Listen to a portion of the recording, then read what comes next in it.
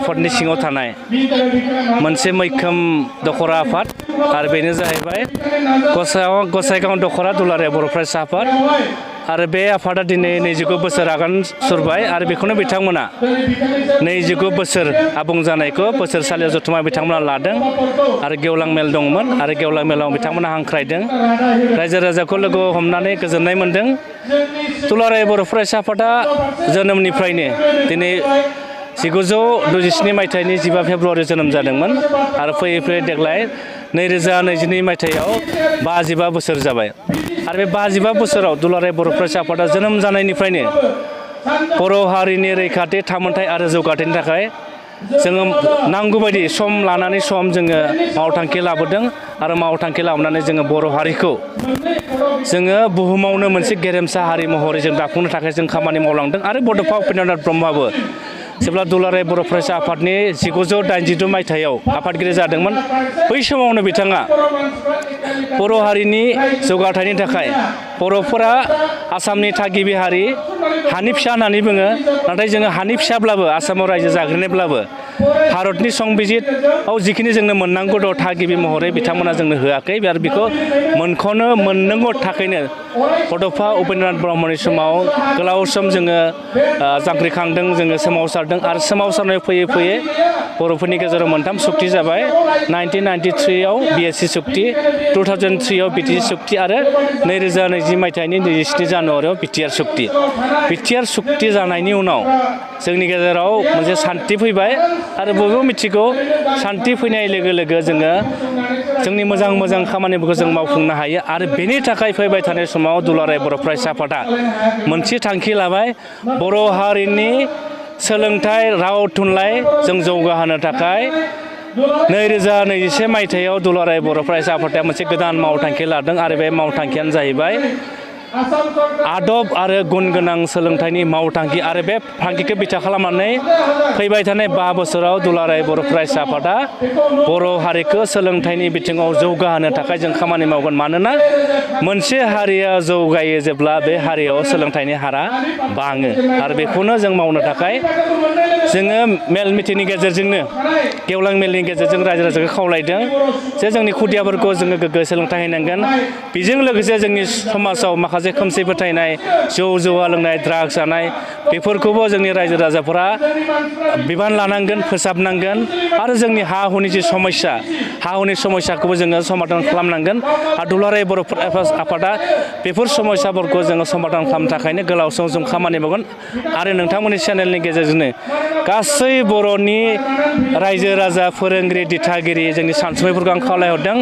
फैबाय थानाय समाव दुलाराय बर' फरायसा आफादा जि थांखि मावथांखि लादों बेखौ मोगथां महराव जाफुंहोनायाव रायजो राजा नोंथांमोना जोंनो मदद होनांगौ। गोबां ससियेल मिडियाआवहाय नुनो मोन्दों एप्स लालायनो बिदिनो बाइक रेलि खालाम रायजो राजाफोरखौहाय थगायनाय मानाय बेफोरबायदि ससियेल मिडियाआव गोसारलागासिनो दङ बेनि सायाव सारा मा फोरमायो? दुखुनि बाथ्रा मोनसे समाव बर' हारियाव जोंनि गेदेमाफ्रा समाजनि नंखाय गोरोन्थिखौ आसि दिन्थिनानै होयोब्ला बिथांमोना गावनि जिबखौ बावसोमनांनो गोनां जादोंमोन बिथांमोननि बिखायाव सिलायनि गुलिया हाबफैदोंमोन नाथाय आथिखालाव बर'फोरनाव इनाय हाथियारजों सोमावसारनाया गैला 2020 मायथाइनि 27 जानुवारि जि बिटिआर सुक्ति जाबाय बिनि उनाव बर'फोरनाव इनाय हाथियारजों सोमावसारनाय गैला दा गोजोन फैबाय आरो गोजोन फैनाय लोगो लोगो जोंनि समाजनि जायफोर दिथागिरि गोरों गोरा बिथांमोना बाथ्रा बुंनांगोन आरो बिथांमोना बाथ्रा बुंबासो बर' समाजनि गोरोन्थिफ्रा बर' समाजनि जायफोर गुबुंले थासारि बेफोर गैया जागोन आरो बेखौ लानानैनो दुलाराय बर' फरायसा आफादा मोनब्रै थांखिखौ लानानै जोङो थांनाय 29 अक्ट'बरनिफ्राय जों चिरांनिफ्राय जागायनानै क'क्राझार चिरां बाक्सा उदालगुरि जोङो बाइक रेलि लाबाय आरो दुलाराय बर' फरायसा आफादा मोनब्रै थांखिखौ लानानै अल आसाम जोङो 2 दाननि थाखाय जों बाइक रेलि लागोन आरो सेथिया जाहैबाय हा हुनि जेंना बर'फोरखौ बुङो बर' सकले हल अखमार भुमिपुत्र बड'स आर दा सन अफ दा सयल होननानै गुबुन हारिफ्रा गिदिर गिदिर लिरगिरिफ्रा लिरना गालांदों दा जोङो बेनि भुमिपुत्र बा हानि फिसाब्ला दाबो माखासे हा हुआ जोंनि माबायाव जोंनि नामाव जायाखै दा बेनि थाखायनो जों बर' हारिनि रायजो राजाखौ सांग्रांथि खालामनो थाखाय आसाम सरकारा मोननै आसनि लादों मोनसे बसुन्धरा 1 आरो बसुन्धरा 2 बे बसुन्धरा 1 बसुन्धरा 2 नि गेजेरजों जायफोर 2G हा दङ जायफोर 100 हा दङ बेफोर हाखौ एप्सनि गेजेरजों एप्लाइ खालामनानै गावनि नामाव मियादि खालामनांगौ होननानै बिथांमोना खावलायदों आरो बेखौनो जोङो